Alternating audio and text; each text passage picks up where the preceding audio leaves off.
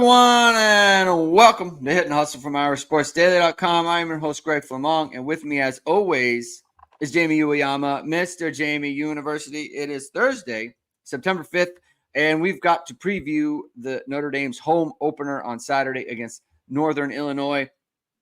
People are already in the chat, Jamie, talking about is it going to be an antsy game? Is it going to be a nervous game? Or is there going to be accusations that Notre Dame was running up the score? I think Abe Froman, the Sausage King of Chicago, he's hoping that Notre Dame is accused of running up the score, and that is the problem. I don't think anyone wants to see a nail-biter, but that is possible. We've seen it in the past. We'll talk about how likely that is based on what Northern Illinois has on the offer. And we'll be talking a little bit about what Marcus Freeman is saying right now. He's speaking to the media. And we'll get into viewer questions and comments. And we're also going to diagram a quick diagram of a run blitz. A question was asked on the last show if we could do that. We've got a little screenshot here. We're going to diagram it out. And Jamie's going to talk about a run blitz and what everyone's responsibilities are on that. So thank you, everyone, for tuning in today. If you like what you hear, please hit the like button. Please hit subscribe. Please hit the notification bell so you know whatever it is we are going to be going live. Links to the podcast are in the description below. And as always, this show is brought to you by ESQ Clothing. And ESQ and Ge Wang are coming with a special discount after Notre Dame's opening victory against Texas A&M. And he's going to celebrate Notre Dame's 23-10 win, 23-13 win over Texas A&M, excuse me. ESQ is offering a 1 week only discount of 23% off everything online. This is exclusive to Irish Sports Daily. ESQ's proprietary bamboo dress shirt has been seen on all your favorite Notre Dame players and coaches. It's the perfect performance dress shirt for any occasion. It's softer and cooler than cotton, odor resistant, wrinkle resistant, and even machine washable. Go to esqclothing.com and use WIN, W-I-N, to get 23% off your order. Remember, this promo will end before next Saturday's kickoff, so get your perfect fit today. Don't waste time. As soon as you're done with this show, head over to esqclothing.com, use the discount code, and make yourself look good. Jamie, Marcus Freeman is speaking to the media. The first thing he said was Mitchell Evans is ramping up his workload, played about 10 snaps. He thinks he's gonna see some more snaps against Northern Illinois. Do you think it'd be a little bit more, or like a good bit more? Seems like an interesting situation to kind of ease him in to the lineup there against a team like Northern Illinois. But what is kind of your expectation there? I don't really know. Like, I mean, I doubt. I bet if it was a bigger opponent, it would probably be a lot more. But I just kind of think that since I probably won't need him to play as many as you might against like a bigger opponent, to be like fully cleared and only have like full practices for like less than a week, even 10 plays is like kind of like that. A lot of people don't even get in 10 plays, you know, like he obviously only got in plays because he's Mitchell Evans. So I bet he probably like plays like 20 to 25 in this game, depending on score or whatever. Like if Notre Dame is up big, then maybe he plays even less or something like that. But like, my guess is that he won't just be a third down player in this game. Like he'll play a little bit more than that. Just not too much. Cause like normally, like I would say, you'd expect him to play like, I don't know, 40 to 50 snaps in this game, maybe even more, but like not considering where he's just coming back from. Yeah. I think they only played him not even for like, obviously there's a decoy factor. There's a decoy factor, but like, I think for A&M, like they're pretty smart and they were probably thinking what we were thinking. Like when Notre Dame goes a couple snaps or like a couple series, excuse me, and he's not like out there and not like a focus for them, it's kind of okay. Like he's not he's not all the way there. They're I not think worried about him the same way. Yeah. I think they were honestly just playing him because they wanted to get him out there. Like it was more for Mitchell Evans' benefit than it was for the team, right? Which is fine, right? Like I understand the logic behind that. But I think that's what that was. So it'll be interesting to see how they want to kind of bring him back there. So the Thursday presser, not really much going on. He's talking about Bo Collins, great work ethic. His body can handle it. Team leader in the wide receiver room, bought into Notre Dame's culture and enhanced it. Like I think, I think a lot was made of the thing that he did where he could have gotten called for a penalty. I put out a tweet where A&M was doing some stuff too that's a little bit out of pocket, but they're letting a lot of things go, and I think it's time for everyone to kind of move on, right? I think he understands, like, all right, that was not good, and I can't do that. But I think we can move on from that. Good football player though, Bo Collins. Like if he did it again, then you'd say like, okay, like then that's just stupid, right. like whatever. Right. But it was not a smart move in the thing, and I do 100% believe that if that was on the A&M sideline, he would have got flagged. Yeah, it's because it was on the Notre Dame sideline. He didn't get flagged. And Mike Brown, like literally, was right there in his face. Like I think that might have mattered. All that stuff matters, so it's important. All right, before we get into any of the NIU stuff, let's talk about this run blitz stuff, Jamie. We got a question about it. I'm going to put up this little diagram here. These little arrows, right? So the run blitzer is going to be KVA coming from the second level. And Jamie, kind of explain what everyone's looking at here and what everyone's responsibilities are on a run blitz like this. So yeah, like you see those guys kind of slanting towards this, but this guy's really like Riley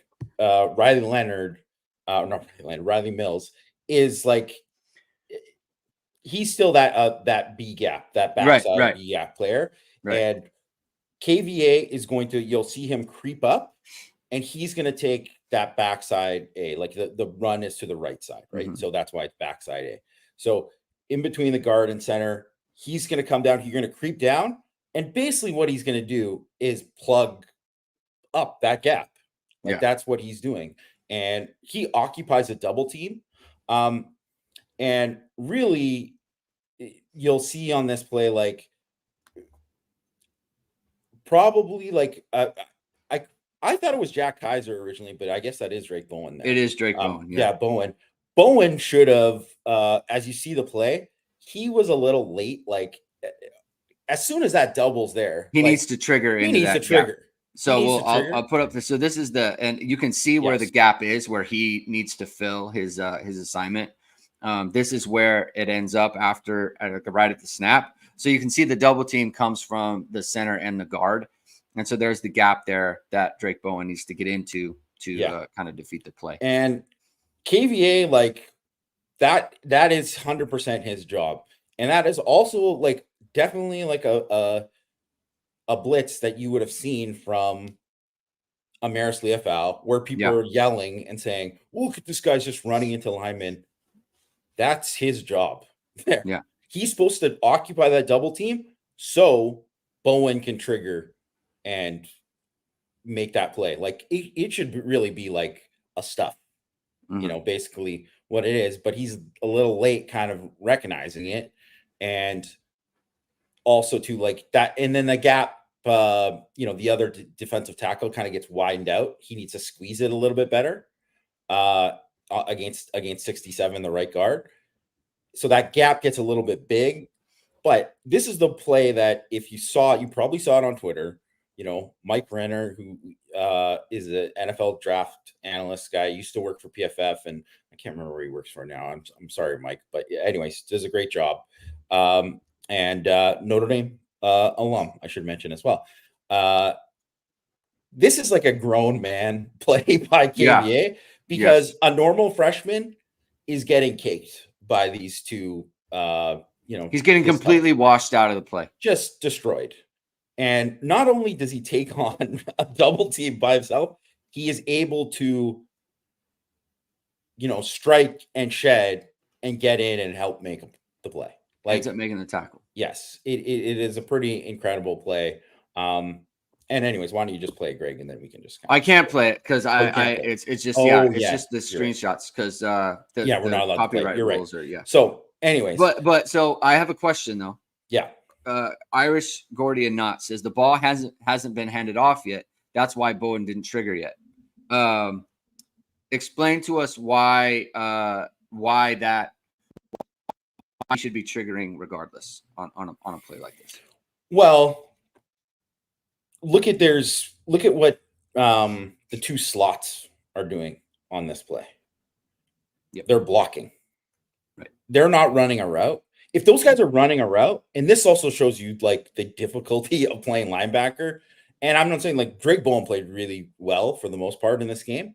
But when you see those guys blocking there, that means it's not an RPO. It's not a play action. Like this is like they're running the football here. Like it's run. And obviously you see from up front, what you see from the guards, it's a run call, but really it's the receivers that tell you whether or not you have to be like check RPO. Like, I might be getting a slant here. Right. But that's not what's happening. So as soon as he sees that, he can feel confident to trigger. And there's a play later in the game where Jaden Osbury made just a tremendous play where it was like Howard Cross, great job getting off the ball, and Jordan Patel, great job setting the edge. And it almost looked like Jaden Osbury was blitzing, but he wasn't. He just triggered because it was go. Like it was he saw they were running outside zone and then hit it and did it so that's the reason why he should be triggering on that play, but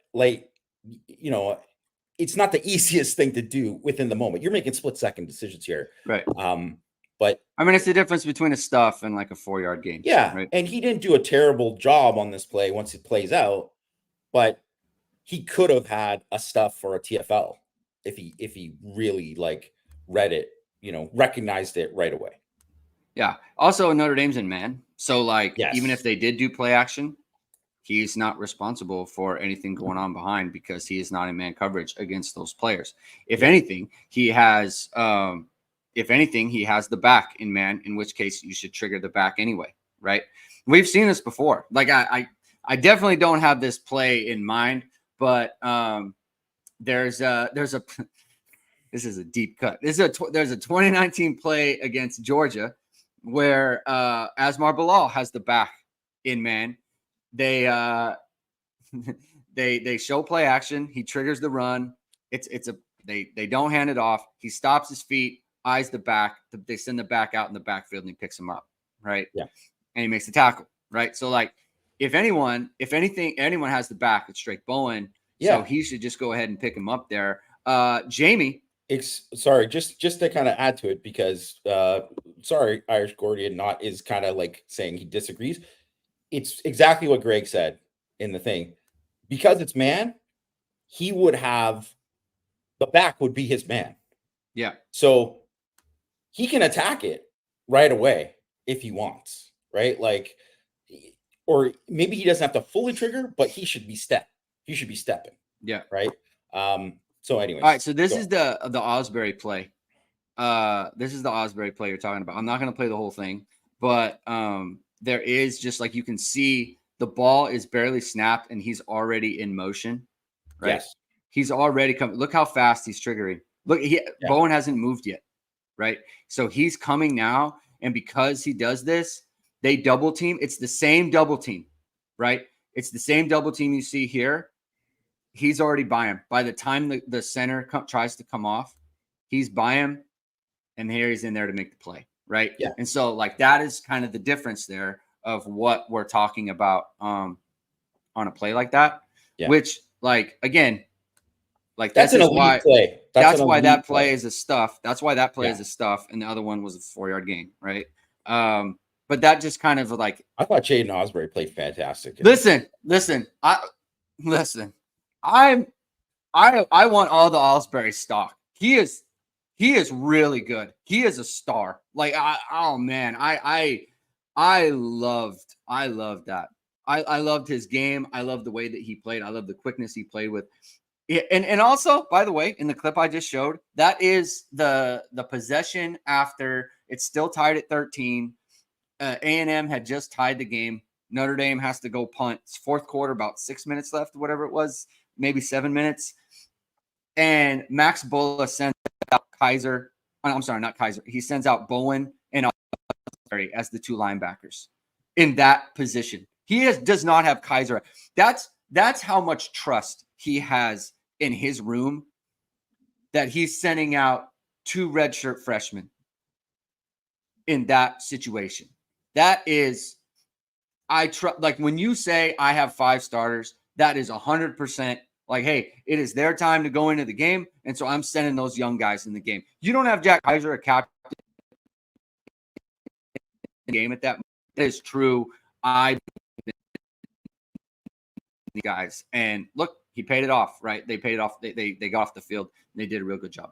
So, that's kind of where we are at with that. Jamie, question for you. A lot of people are concerned about this weekend. Not concerned in the fact that, like, Notre Dame's going to lose, but like, where would you say you are at personally with the likelihood of it getting into the fourth quarter and Notre Dame's up like 17-10 or something, or like 14-9 or something like that? Like, where are you at with that possibility, given what you've seen with this NIU team? Well, one, can't take anything from the first game from them. I know they lit it up. But as many people have kind of mentioned, Western Illinois, who they play as an FCS team, is horrifically bad. Like, they've lost 25 straight games. If anyone watched any of that game, you would see they didn't belong on the same field as NIU. Like, they didn't have any of the athletes really to kind of do anything. They're way outclassed, and so it's just one of those things where they played like everyone, like basically everybody played like 20 plays. Like, it was like the whole roster. So you can't really take anything from the first game other than some of the concepts they ran and all that kind of stuff, which they did run like way more play action than they have in the past. So that's something to kind of think about. They were like 65% play action with their starters. So that was interesting. Which is like includes RPOs and stuff too. But I just don't think that they have I don't think they have the talent to kind of hang with Notre Dame over the long run in terms of like hanging with them up front to be able to like stop the run. And that's just really going to be the difference. And they do not give up a ton of big plays on the back end. They play like a lot of coverage. Like they barely blitz. They play they rush 4, they rush 3 a lot. Like, they are someone who they're very fundamentally sound in terms of like just assignment sound, like correct. And they've got like decent players, and they're very experienced secondary. But they just athletically, especially at linebacker, like they do not have the guys at linebacker that can really. That's where they're going to get exposed in this game. And they'll play hard. They're going to play really, really hard. But I just think ultimately it's that, and the fact that if you look at, say, like when Notre Dame has had these like close calls and lost to Marshall. So you look at, say, 2018 Ball State. I mean, first of all, like there's a lot of stories about how bad that week of practice was for Notre Dame. So that was definitely one thing. But the other thing was no Dexter Williams in that game yet. He was obviously suspended. Yeah. And Brandon Wimbush threw 3 picks. He was horrifically bad. Like he threw for 297 yards, but he was not good. He was not good in that game. And really the defense played a very typical Clark Lee type of game, which is the offense couldn't do anything in the game, really. And then that 2022 or 2021, when they played Toledo, right. That offensive line was so bad for Notre Dame. Like, it was not a good offensive line, and they really couldn't block. They couldn't block Toledo up front. Like, that was a thing in that game. And obviously, like, without Tyler Buckner and his like ability to kind of run in that game, and that part of like that aspect of them using him in that aspect of the game, like they were in serious trouble in that game. And Cohen came through in the end, but he also threw that pick at the end of the first half too. That was pretty bad. But that team, that 2021 team, and I think we've said it a long time too, it wasn't a very good team. Like, they had some good players, but it wasn't nearly as talented as this team is. And definitely the 2022 team wasn't anywhere close. Like, the defense, this 2024 Notre Dame defense is so much better than the 2022 defense. They're just way more athletic. They're just way better. Like, Ben Morrison wasn't starting yet in that game as a freshman. He wasn't starting yet. They didn't have the depth, obviously, like up front across the board. There was no like real kind of game wrecker guys that they had on the defense just overall. And then obviously too, like, Buckner we kind of know he's not the guy and wasn't the guy at quarterback. And that Marshall defense was finished top 15. They were very good defense. Yes. They were very, very good. They finished 4th in points per drive that year. Like, they were like a dominant defense. So they did it to everybody they played, really. And it was their offense that kind of stunk. And really, like, I just don't even they really kind of had that one drive at the end where Kalen LeBourne broke a bunch of tackles or whatever. And that was kind of led them to winning the game. But I mean, and I also think that like Tommy Rees just got like way out coached in that game. And there was a lot of that. And NIU is their defense. It's like 83rd in DF plus right now, but I don't think they're 83rd. Like, they're probably like, it's a middle of the pack defense, but a good MAC defense, a good MAC defense, but they're going to get overwhelmed. It's like up front, they don't really have enough speed, just especially at that second level there. And then on offense too, they have a couple guys that you got to worry about. Like, running back Ontario Brown is like a real dude. He's a very good player. He's probably going to, good shot at making a roster next year in the NFL. Like, he's a good player.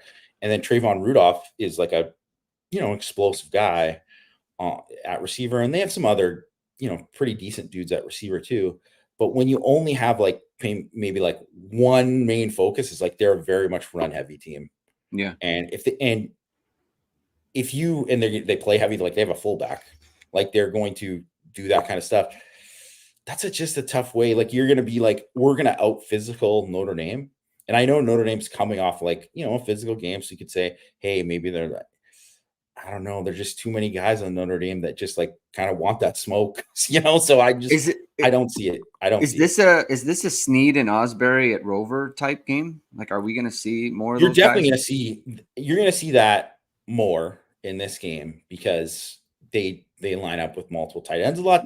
They'll do like, tackle over stuff with an extra lineman on the field too. They'll do that. So they're going to play heavy a decent amount, and they didn't play as heavy in week 1, but I think that was more of like, hey, we can just do whatever the heck we want in this game. So, but that's kind of who they were and who they've been. And they are like a physical team. Like, if Notre Dame kind of sleepwalks early, like I could definitely see it like being like, tight for like the first quarter and a half, maybe even all the way to halftime, because I think they're going to compete, and they also want to like hold the ball and make it a short game and all that too. But I just ultimately they just don't have enough athletes that can really just kind of hang with Notre Dame. So I don't see it being tight in the fourth quarter, even if it maybe takes a little bit longer to get there than people want. Yeah. One thing I'm interested in, first of all, let's get to a comment from Justin Wilkinson. Let's go, ND. This is my cousin. What's up, buddy? Yeah. How you doing? I think one thing that people are wondering, and I think, everyone noticed, like Notre Dame didn't throw the ball great in the opener, right? And there are reasons for that, and there are reasons that kind of everyone understands. I don't think that people are going to be as forgiving if Notre Dame struggles throwing the ball against Northern Illinois, right? I did read in your opponent preview there on irishsportsdaily.com that everyone should check out. They've got a pretty good secondary, experienced secondary. Do you foresee that being an issue for Notre Dame? Because I'll tell you, well, answer that question, then we'll get to the next point that I have. I mean, they're not going to give up any bus, Right. or probably won't. They don't give up big plays. Yeah, they don't give it. I mean, they were top 10 in the country in explosive plays against allowed, right? So they're not going to give up much. And then it's like pretty much all those guys are back, right? So that's just what they do. They keep things in front of them, right? So I think that's, from that perspective, you're going to see like there's going to be some drives where it's going to be like, man, they got to grind it out. But so I don't think and they play like a ton of zone, right? Yeah. So that's also a little bit different too, right? So it's like, that's where like, hey, Riley Leonard's got to be like on it, because he's got to like, hit the guy when he's supposed to, and he's got to like get rid of the football here and all this. But they were 123rd in havoc rate last year. Like they don't have, they're missing guys in the secondary that are like real like playmakers, like guys who have a ton of ball production. They have a couple guys, but like not it's not like sprinkled throughout. And the pass rush, like they have like some guys that are like can get after it a bit. So I think Notre Dame is going to run like more like regular true pass sets in this game. They're going to have like you have to get to that point. You have to eventually be able to do it. Yeah. You can't be afraid against NIU. But the other thing is that like they don't blitz nearly as much. So you got to see if like you can win against these guys when they're rushing for a lot, and they should be. Like, frankly, Notre Dame should be. Like they don't have anyone who would just like scare the living daylights out of you of like, man, this guy's just like a different level. That also kind of leads into kind of what we were talking about before. Like Rasheed Thomas was their best defensive lineman, defensive end. He's uncertain. It's uncertain if he's playing in this game. He missed week 1, wasn't listed on the depth chart this week. What that means, like, could they still play in this game? I don't know. Like, I don't know. They don't give a lot of information about that. And also they don't have like people who really like dig in and cover the team really. Like, they have like just extremely local guys that aren't like kind of plugged into what's going on. So we'll see if he plays. But if he doesn't play, he's like one of their best players. That's a big deal for them. Yeah. So Envy Irish asked the question. He is not in the show, but he said he wanted to ask it beforehand before we got going. Can't make the live show, but was wondering if anything from A&M you saw was game specific for them. I think we're speaking offensively here. So anything that Notre Dame did against A&M was game specific. So they were running a lot of screens. There was a lot of the quarterback run game, running counter with him and things of that nature. Or was that a glimpse of what the offense will look like all year? So I think for me, when I envision how, like, I don't want to say an upset happens, but how things get a bit dicey, things get a little tight, right? Like in a game is when you're not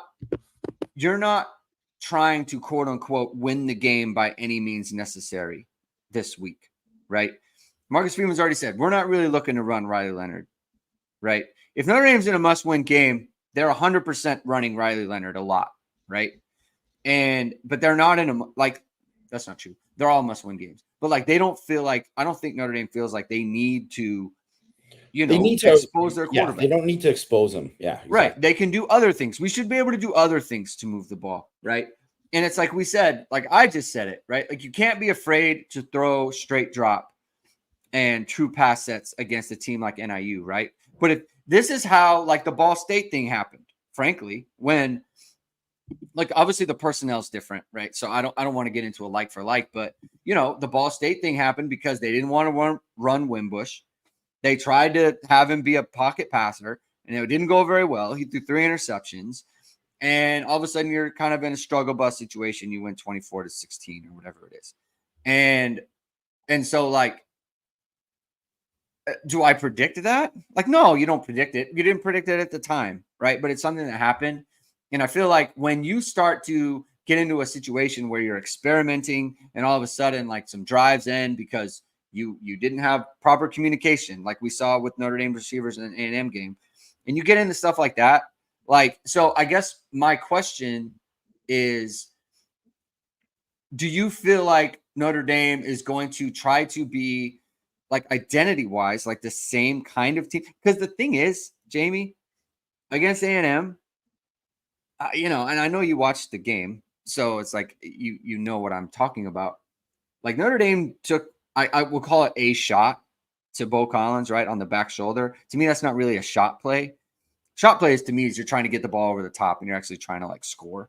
To me, a back shoulder is just like we're trying to get. Yeah, I wouldn't call it a shot play. Yeah, so that's not really a shot. They didn't take a shot. They didn't even maybe really the Great House. That fade, the sideline fade, or that would the be other slot fade. That's to be the closest thing you'd say. But it's like other than slot fades, like they didn't, it's not. They never ran verts, right? No. They never ran something that was like Notre Dame's taking a shot here. And do you think they're going to try to do more of that in this game? Because obviously that requires, more time from your line. Because I feel like we kind of need to see that, right? I guess need is kind of a relative term, but like if you want to be like an explosive offense, you got to be able to hit teams vertical, right? So you feel like Notre Dame's going to do more of that. And, it's a strength of NIU. They don't give up those kind of plays. So what's the push and pull on that, do you think? Yeah, I think they're definitely going to do that. Like it's going to happen in this game. It's probably not going to be too frequent because they play to take it away, right? So it's like they're not going to do that often. But and the other thing is like you're not to kind of go back to the original thing too. Like that was a very specific Texas A&M thing. For sure. Like it's not a criticism of the game. It's not a criticism. It was the way they had to play. It was something I noticed. I was like, man, like it's crazy not to see any. I thought they would take like 2 or something. I thought they would take at least 1, right? Like you just have it in there, and they didn't. And look, maybe Mike Denbrock put a Post-it note on his play sheet that said, "Stay patient, don't go for it." Maybe he did. I have no idea. Been up, say if they were up 10 in like the third quarter, then I think they would have taken a shot at something, but sure. They were very conscious of like, hey, if we try to take this extra time to take the shot, it could turn into a strip sack or it could turn into like they were very conscious of that, which was smart. Was the right way to do it. It was the right way to do it. I mean, they won. So it worked out. Yeah. I would think too, like one of the things too is that like they couldn't run the ball very well, consistently in the game. Obviously, they got explosives. They got some explosives. And other than like when they ran like quarterback sweep on first down, like they weren't really getting into like second and short very often. So it's when you get into second and short and those kind of things, that's when you take shots.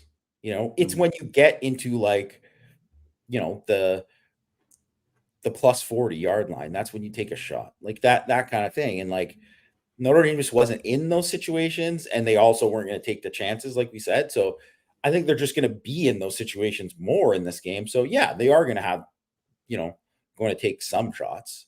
Obviously, like how NIU plays will dictate some of that because you can't do it. But the other thing is like why it's super important for them to run the ball really, really well is because if they're just like running it down their throats and like NIU doesn't have a choice but to be like, well, we got to drop this safety. We got to start doing this. We got to start run blitzing. We got to start doing this, or else we're just going to get, run off the field. And that's when you get those opportunities to kind of take shots too, right? So a lot of it is flow of the game as well. So I think that, I think that's like, the big thing where how many drives outside of the last drive was Notre Dame in a flow on any drive? They weren't, right? They weren't. So I think they're just going to have at least, at least a few drives where they're like, hey, it's efficient, it's moving, they're moving the sticks, they get a couple first downs, they're just doing things, and then it opens up. Based on kind of what you've seen from NIU, who do you like to have a big game for Notre Dame on the offensive side of the ball? I mean, obviously the backs, right? Like the backs, yes. Yeah. Definitely the backs. I mean, I do think the tight ends, like, Evans, how much he plays, who knows, right? But like, I do think like this is a game where like Flanagan and Raritan could have a day because they just don't have the guys to kind of match up with those guys. And I do think that you're going to see, because you're going to see like less screen game, and just more of like, hey, they're playing zone, we got to hit like intermediate stuff. It's like, I think Jaden Greathouse could eat. Yes. Yeah. I think he could definitely eat in this game. Jacob Paulus asked about RPOs and zone. If are there going to be a lot more RPOs if NIU is going to run a bunch of zone against Notre Dame? I mean, I don't think that's like necessarily dictated by all that, because if guys are, it's going to be dictated about like what they're doing in terms of attacking the run and like how they're approaching it, versus the run, because that's when you're able to kind of like hit kind of things with it in terms of RPOs, or if these guys are if you're going to drop into spots and just like run like RPOs where you're just going to run like quick little like stop routes and stuff like that, like I think they could totally do that all day against zone, whatever, like that's going to be on the table. But I don't think like I don't think you're ever going to see a game where like, man, Notre Dame's going to be like super, super RPO heavy. That's just not going to be who they are. But you will see like that play where at the beginning of the play where Flanagan went past the line of scrimmage where he should have. Yes. And they got called for the PI. You're going to see like that kind of thing a few more times, I think. Yeah, I really wanted Leonard to keep that one. I did. I know it's there, but like I feel like you're in space like that. Yeah. And look, Torian York's a good player, right? So I don't want to, look at you get the ball out there. He goes down the field, and for everyone, like it's offensive interference on a screen pass, because when you're down the field on a screen pass, or you're down the field on a screen pass, it's no longer a screen. It's now you're just offensive interference because you're blocking ahead of time, and you can't have that. You can't have blocking ahead of time. I lost my train of thought for a second. I'm interested to see Mike Denbrock's zone beaters in this game. I want to see his kind of passing game there, because Texas A&M was such a heavy man team. See, the thing is, when you're heavy man and you also don't have a ton of time to throw, you're like, you can't run a lot of. You can't run a lot of stuff. Beaters. Like rub routes and stuff. It's got to take time to develop a lot of that stuff. So that's concept wise, like that wasn't a game to watch Yeah. And be like, hey, this is what you're going to see from Notre Dame in terms of their passing game concepts.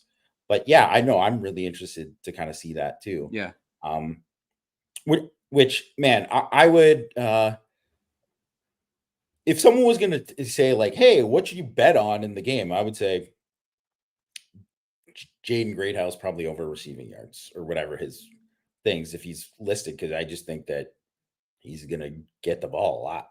Yeah, that's a good call. That's a good call with the zone stuff because that's kind of his thing. And by the way, playing man all the time with a good pass rush, that's why Notre Dame's a big problem defensively, because Oh yeah, they can just man up and you need more time to beat them, and you usually don't have the time. And if you don't have the time to set up a good media situation for yourself, you don't know how to work the video equipment, you don't know how to work Photoshop very well, then find someone to do it for you. And there's no one better to find than VSR Media, founded by Notre Dame football pregame host and Emmy Award-winning anchor Vahid Sadrazadeh. VSR Media provides professional and cinematic video and photo. Whether you're looking for a collegiate or pro-level highlight reel, have a personal story to tell, or aiming to diversify and grow your business, VSR Media specializes in short and long-form video storytelling, social media management, and website design. VSR Media also captures professional headshots, senior, and sports photos. Contact them at vsrmediacompany.com. Mention Irish Sports Daily to receive 20% off your first project. Visit them online or give them a call at 574-800-9106.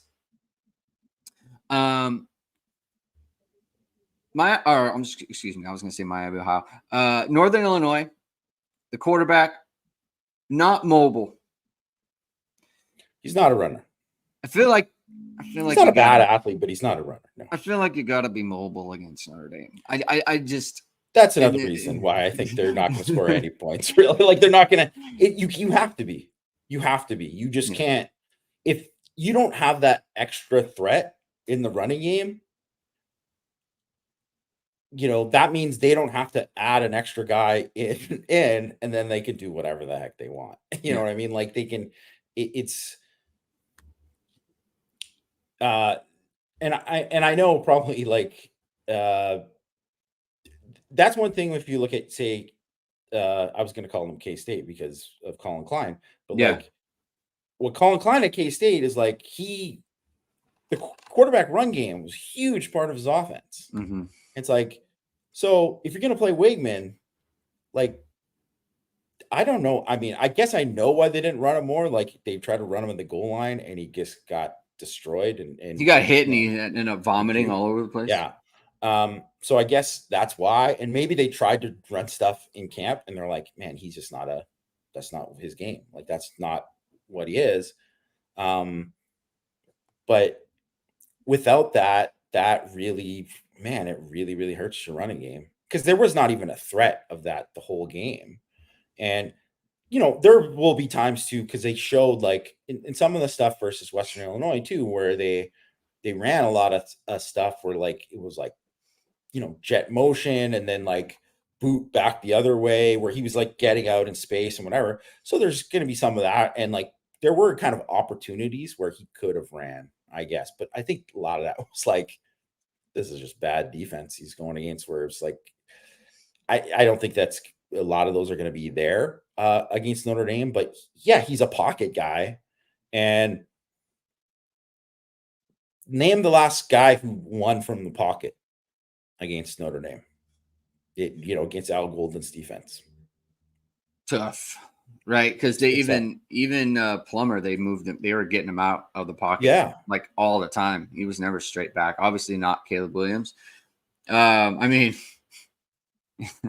Cade Klubnik and whatever that was last year. Well, yeah, I mean, he had a and terrible they were just game. and they were just getting rid of the football. Yeah, really. Chief Brody says Stroud, but he did his damage outside the pocket.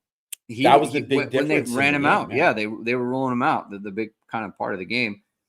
So that's a big deal. John Collins says Mitchell and Greathouse need to get started up this week. I think this is a pretty big like Chris Mitchell game for me personally.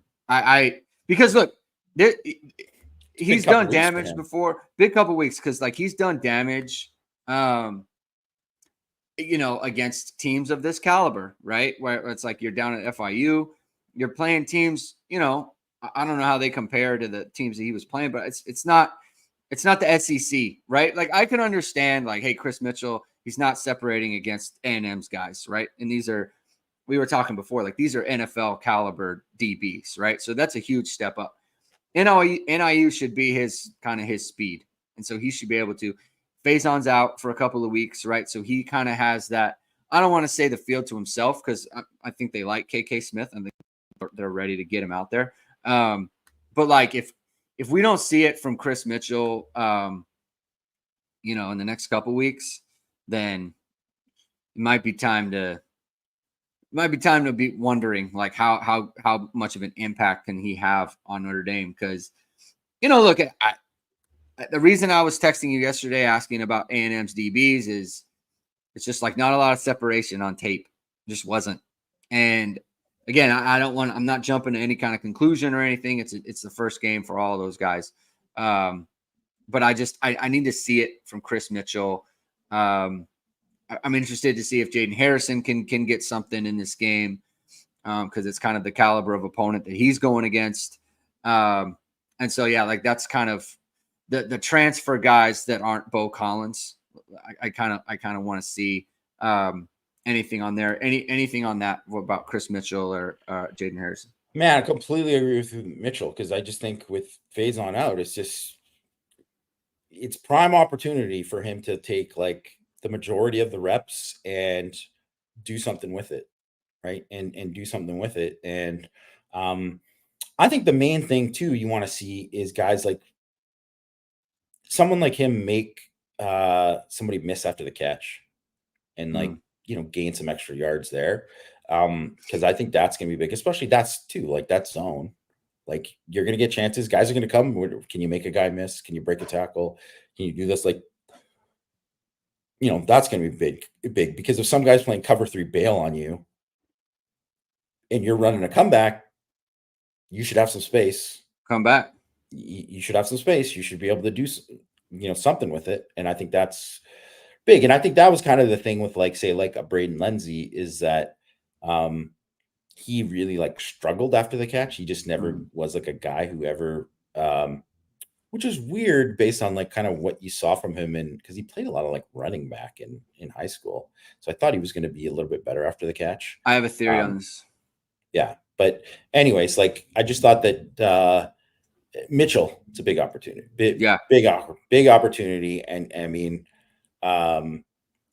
he's high on the list of guys to watch for Notre Dame's offense this week because, like I'd always say like, because I know like there's a lot of people after who was like, when you have a game and pretty much everybody plays well on defense for the most part, right? Yeah. And then you look and you're like, RJ Oben, and people are just pointing out, I'm like, it's a long season. Just let it play out. And also too, when I watch like the end zone copy back with him, I'm like, he didn't play as bad as you would think based on just watching the game live or whatever. Right. So I think, yeah, it is a big opportunity for those guys. And frankly too, like, I mean, that's a guy on defense too. If we're going to kind of like transition it to defense, like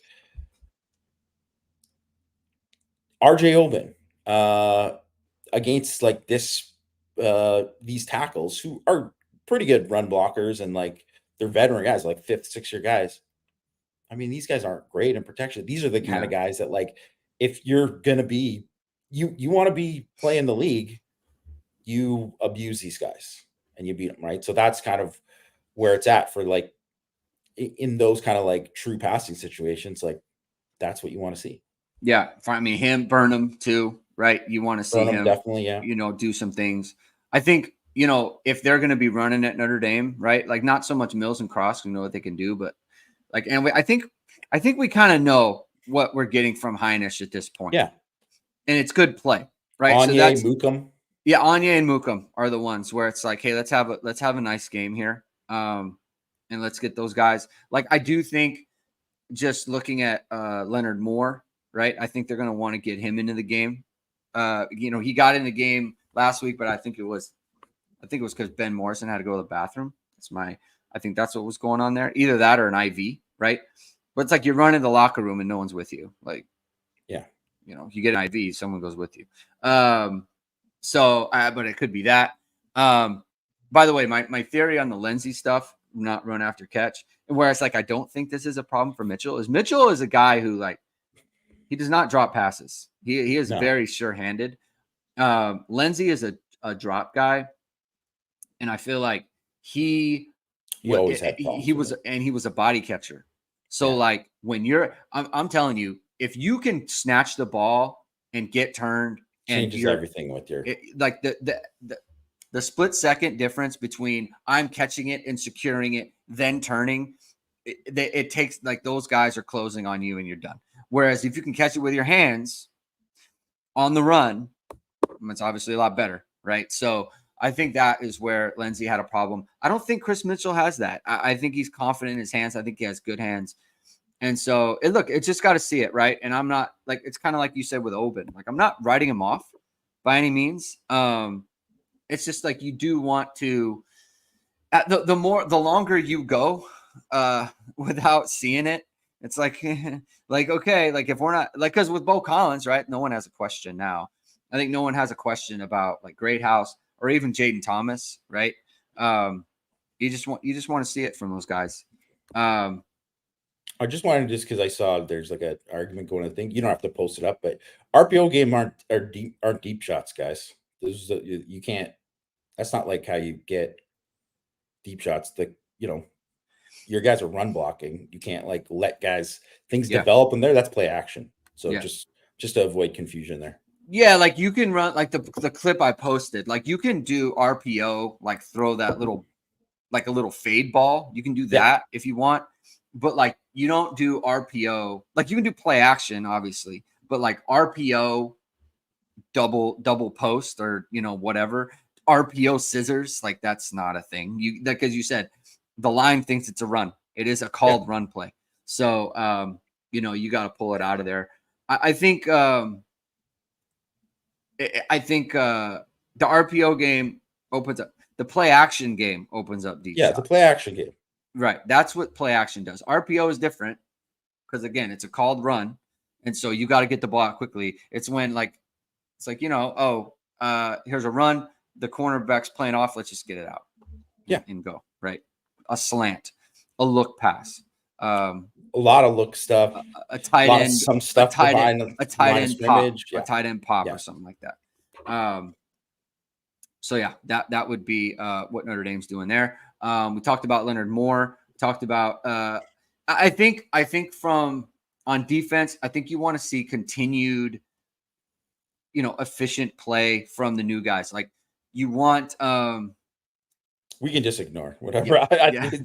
Some guys just want to argue. It's okay. Yeah, it's you want to see continued efficient play from guys like Adon Schuler, right, who had his first start. Yeah. And you look, great first game, obviously, but it's got to be consistent, right? You can't be a hot and cold player on a great defense, right? If you're going to be great, you got to do it kind of in every game. You want to see Adon Schuler in there. I'll say Christian Gray, but I'm just not worried about him, right? Like I'm just not at all. I think you want to see continued play from the linebackers, right? Like obviously a very good first game from them. It's going to be a pretty heavy linebacker game from those guys. Anything on defense that you're kind of just monitoring? There's not a ton of questions, but anyway, like Jordan Clark, right? Like he's another one where you kind of want to see him do some stuff. Yeah, well, like I think too that he played well in coverage in the game, and that kind of it goes without saying because you just can't get targeted, very much. But it's just like that's you want to see him obviously like more involved and he will be, I think, too, in terms of like they're going to run the football even when they're a run team, they're a run first team, right? So I think you're going to see him with some of the stuff where he's going to have to come up kind of similar to like when he came up on Levy and Moss just made a great hurdle or whatever, right? So that's something I'm definitely watching the defensive line in this game because it is such a huge advantage to being at home compared to like being on the road. like getting off the like ball. they can't, like, put it this way, if A&M is playing at Notre Dame, they can't do a million claps. Like that, you can't do that. Actually, I'm kind of shocked that A&M kind of stuck with the clap thing like the whole game. Like it was kind of like, maybe you're relying on this just a tad too much. It's been a bit now. Like you got them Yeah. in the first couple of drives. Fourth quarter, maybe didn't need to do 4 claps before the, some of these big plays. I'm like, just run it. You'll be all right. Like, because the other thing is that, like, they obviously weren't jumping at that point and whatever, but just so, because hopefully, you never know with the Notre Dame crowd, especially in a game where it's not a big thing, but if the crowd is loud and especially into it, early on, they're gonna have to run some solid count stuff. Like that just lets, like, the D line just gonna, like, fly off the ball, and that's gonna be a big difference in terms of the pass rush. Like that will be like a significant difference, and really too, like, I think the linebackers.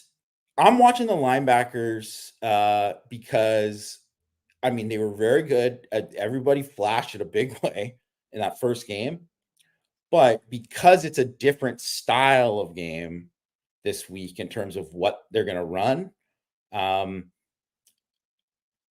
it's like a lot of like inside run stuff where, I mean, obviously we know these guys are physical, but it's going to come right at you, and you're going to have to be ready to attack it. And I think sometimes too, early on in a game, like if the D line's kicking butt, then you don't have to worry. You're going to be fine. But if the D line isn't maybe like as good right away, you're going to see, like, if these guys kind of get to you and they're running more downhill. It's much more of a downhill running game. Yeah. And you just want to see them kind of handle that. I mean, I think they're going to handle it fine, but you want to see it. There was Sam K said the only things I'm worried about with the D is coming out flat and injuries. I think injuries is one for sure. Coming out, see, the defense is kind of like flat proof because there are so many.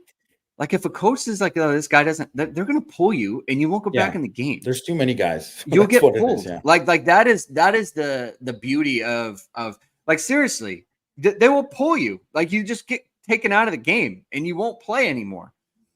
And they're going to be like, "Why?" It's like, because you're not it. Like you're not have it. I'm going to put in this guy who's going to go kill somebody. So like, no, we're not doing that, right? And like, you're not getting flat play from Xavier Watts and Jack Kaiser. Like that's not a thing, right?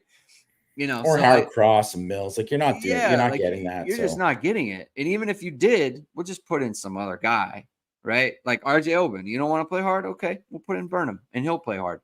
You guys don't want to play hard? Fine. We'll put in Bubakar. We'll put him on the other side and we'll play 2 Vipers, And the other thing is too, is like, I'm just like a big guy and like confidence kind of building up to kind of let guys to kind of just like, hey, I'm ready and like I'm locked in because of it. And what guy on the defense didn't have at least 1 or 2 plays in the game that made them think like, yeah, man, I can do this. Like I can play at this level and I can be really good. Like every single one of those guys had it. And I'm not talking about linebackers. I'm talking about like across the board. There were things there that you're like, yeah, like, that's something. I mean, CFP Hertz mentioned that FSU's defense looked pretty flat. Yeah, but I don't think one of the things with FSU is that they're not as deep this year. That is a thing. So it's like they don't have as many guys that if like, hey, this guy's not coming out like the next guy in, that is more of a question for them this year. And where like last year they were so deep in the secondary, and they're still good in the secondary, but they're not quite as deep. They just don't have like, where before they had like 4 corners who could start and it's not that same level now, and it's just a little bit different, and they're definitely not as good at linebacker. Like Florida State is not as good at linebacker. Like they're like actively finding guys after Lundy, and that's another thing too. Like that DJ Lundy is a good.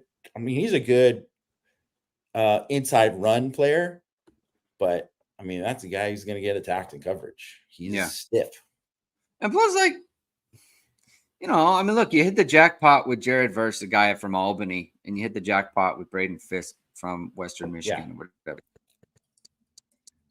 You just can't count on that all the time. So, you know, look at, I said it. I think, you know how they say like Jordan Travis, like system quarterback. I think Mike Norvell is a Jordan Travis coach. Like if he doesn't have Jordan Travis, it's broken. So, I mean, that's the evidence so far. So, but we'll keep track of that as the season goes on. Jamie, we're going to call it there. Thank you, everyone, for tuning in. If you like what you heard, hit the like, hit subscribe, hit the notification bell soon, whatever it is. We are going to go live. We will go live again. I will be here on another what's it called, happy hour show tomorrow with Tyler Wojak of Locked On Irish. He's going to be on the show. We're going to be talking about his experience in Texas. He went to the game, and we'll talk about all that. We're just going to hang out. We're just going to hang out, Jamie. You know how we do. And then Jamie and I will be back after the game on Saturday, and I will be back on Sunday. We're going to try to get the Godfather, Mike Frank, on the morning after recap show this week. So stay tuned for that. Have a good weekend, everyone. Enjoy the Ravens tonight. Kyle Hamilton plays football tonight. That is awesome. Enjoy that. Enjoy the rest of your week. Keep hitting and hustling. Jacob Paulus, I think stay tuned on that. I don't know what time. Not sure what time on the that's why you got to like and subscribe. That's why you got to like and subscribe. Hit the notification bell. That's right. Good segue, Jamie. Yeah, not sure what time. All right, everyone. Talk to you soon.